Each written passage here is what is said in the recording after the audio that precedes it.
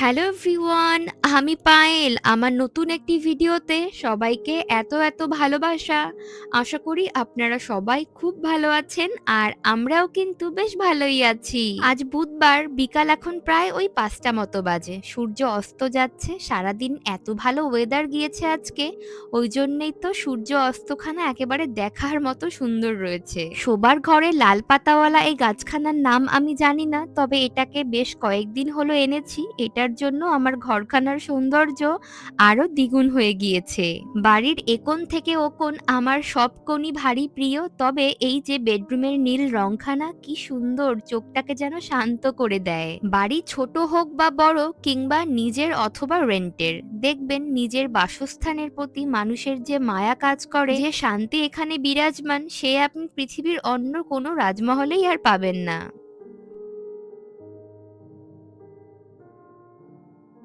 সূর্য অস্তের এই অপরূপ দৃশ্য থেকে কিছুতেই আর চোখ ফেরানো যাচ্ছে না। মনে হচ্ছে ঘন্টার পর ঘন্টা এখানে ঠায় দাঁড়িয়ে থাকি। একভাবে তাকিয়ে থাকলে মনে হয় দূরের দিগন্তখানা যেন বিল্ডিংগুলোর পেছনেই শেষ হয়েছে।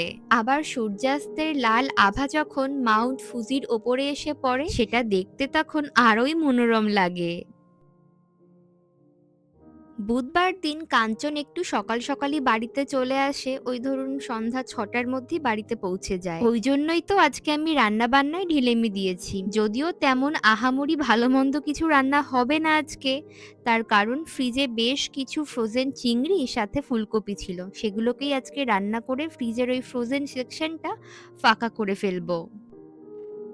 ফুলকপি চিংড়ি এত লোভনীয় একটি খাবার, তার সাথে আর কিছু লাগে না গরম ভাত হলে।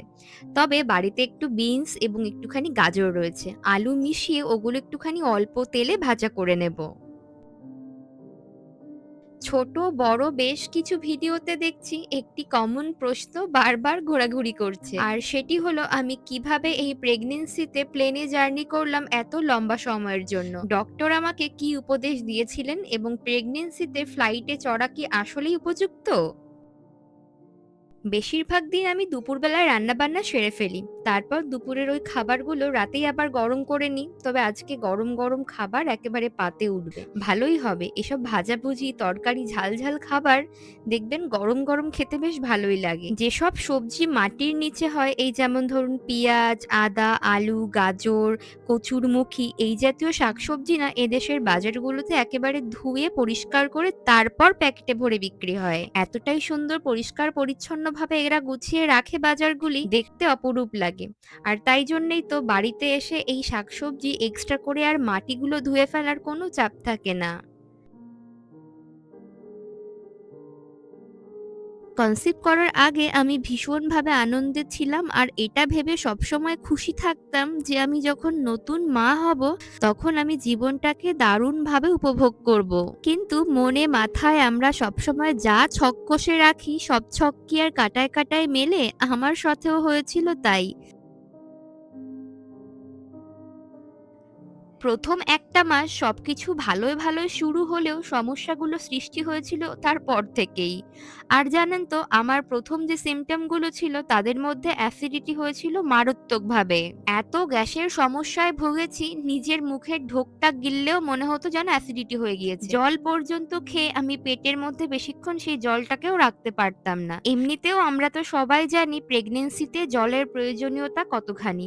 ডক্টরকে যখন এমন সমস্যার কথা আমি আর কাঞ্চন জানাই যে আমি জলটুকুনি পর্যন্ত ঠিক করে খেতে পারছি না, তারপর ডক্টর এমন এক পরামর্শ আমাদেরকে দিলেন যেটা শুনে রীতিমতো আমি তো হতবাক। কারণ অত শরীর খারাপের মধ্যে আমি জানি আমার মধ্যে কি হচ্ছে। ডক্টর আমাকে সবটা ভালো মতো বুঝিয়ে এটাই জানালেন, এটা একটি প্রাকৃতিক পদ্ধতি এবং এই সময় নাকি প্রত্যেকটি মেয়ে এই সমস্ত সমস্যার মধ্যে দিয়ে অতিবাহিত হয়। তাই জন্য এই মুহূর্তে আমি যতই বমি করি না কেন, আমাকে নাকি কোনো ওষুধই দেয়া হবে না। উপরন্তু আমাকে উনি এটাই পরামর্শ দিলেন আমি যেন ঠান্ডা আইসক্রিম খেতে শুরু করে দিই, যাতে আমার অ্যাসিডিটি না হয়। আর আমি যেন খুব অল্প খাবার একটু সময় পর পরই খেতে থাকি। তার কয়েকদিন পর থেকেই আমার শরীরে এত অবনতি ঘটে যে সেটা আর বলার বাইরে। তারপর ডক্টরকে কাঞ্চন জানায় যে ওর এমন অবস্থা, ও তো বাড়িতে সারাক্ষণ একাই থাকে আর আমি থাকি অফিসে, ওকে দেখাশোনার এখানে কেউ নেই। তাই আমরা যদি চাই ওকে কি একবার বাড়িতে পাঠানো যেতে পারে? পরিবারের সাথে সবার সঙ্গে থাকলে ও যদি একটু সবার চোখের সামনে থেকে ভালো হয়, তাতে কি কোনো সমস্যা হতে পারে? চিংড়ি মাছগুলো বাছতে আজকে যে আমার কি বিরক্ত লাগছিল! এরপর থেকে যখন চিংড়ি আনবো একদম পরিষ্কার কেটে বেছে ধোয়াটাই আনবো। আর এদিকে সবজিগুলো আমি ভাজতে শুরু করে দিয়েছি অল্প তেল, একটুখানি নুন, হলুদ গুঁড়ো ছিটিয়ে। আর এদিকে আবার ফুলকপি চিংড়ির মধ্যে কিছু আলু দেবো, তো তার জন্য ছোট্ট, ছোট্ট ৪ টে মতো আলু নিয়েছি। এগুলোকে এবার ডুমো, ডুমো করে কেটে ফেলি চলুন। এরপর ফ্রোজেন ওই ফুলকপিগুলো আমি জলের মধ্যে একটুখানি ভিজিয়ে রাখবো।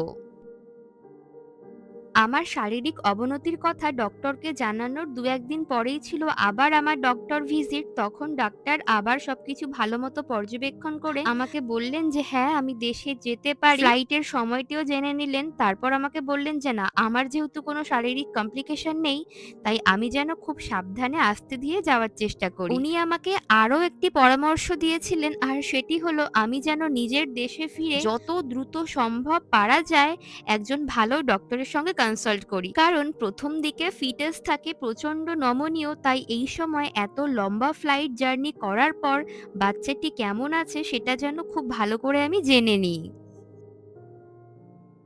গোটা জিরে, তেজপাতা ফোড়ন দিয়ে আলুর সঙ্গে আমি ফুলকপিগুলোকে সুন্দর মতো ভেজে নিয়েছি। এগুলো তো ফ্রোজেন ফুলকপি, তাই এমনিতেই নরম হয়ে রয়েছে। এর সঙ্গে প্রত্যেক দিনের কিছু মসলা মিশিয়ে দিলাম। ওই যেমন লঙ্কা গুঁড়ো, জিরে গুঁড়ো, একটু হলুদ, একটু চিনি, নুন, সবকিছুর সাথে অল্প গরম জল দিয়ে এখন চলুন এই সবকিছু ভালো মতো একবার কষিয়ে নিই।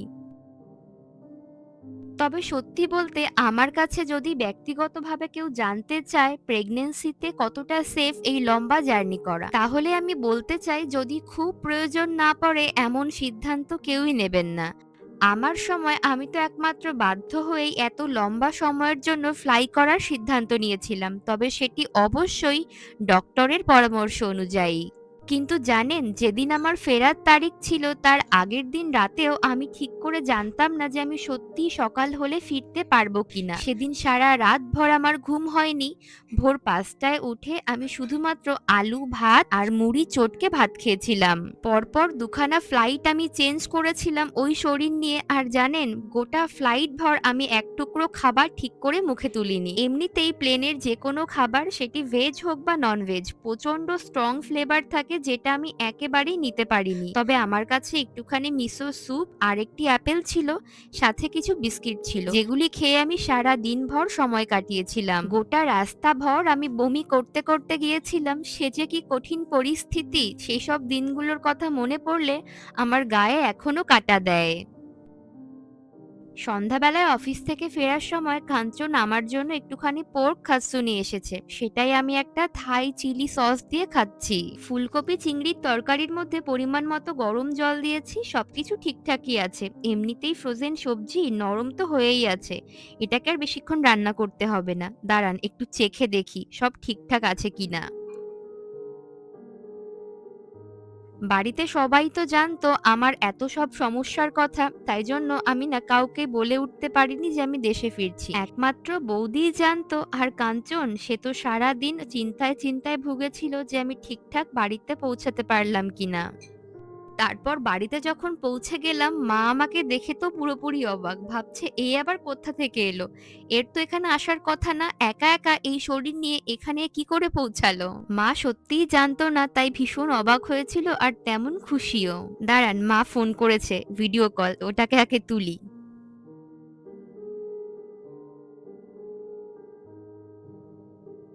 ওদিকে আমার রান্নাবান্না কমপ্লিট হয়ে গিয়েছে আর কিচেনটাও আমি সুন্দর মতো পরিষ্কার করে নিয়েছি। আর জানেন তো আজকাল না একটু তাড়াতাড়ি রাতের খাবার খেয়ে নিই। তার কারণ খাওয়া দাওয়ার পর সরাসরি তো বসে রেস্ট করতে পারি না। বেশ ২০ থেকে ২৫ মিনিট মতো আমাকে হাঁটতে হয়। নয়তো দেখা যাবে আবার সেই একই সমস্যায় ভুগবো।